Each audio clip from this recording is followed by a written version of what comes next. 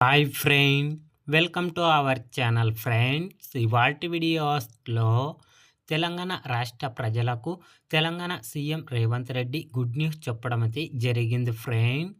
ఆ అప్డేట్ ఏంటో మనం ఇప్పుడు ఈ వీడియోలోనైతే తెలుసుకుందాము. మీరు ఈ వీడియోని ఎక్కడ స్కిప్ చేయకున్నట్ల చివరి వరకు చూడండి ఫ్రెండ్. అప్పుడైతే నేను చెప్పేది మీకు అర్థమవుతుంది. అలాగే వీడియో నచ్చితే ఒక లైక్ చేసి ఇంతవరకు మన ఛానల్ సబ్స్క్రైబ్ చేయని వాళ్ళు వెంటనే సబ్స్క్రైబ్ అయితే చేయండి ఫ్రెండ్.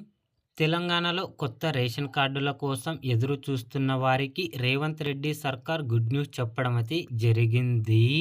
ఉగాది నాటి నుంచి కొత్త రేషన్ కార్డులు జారీ చేస్తామని సీఎం రేవంత్ రెడ్డి ప్రకటించారు.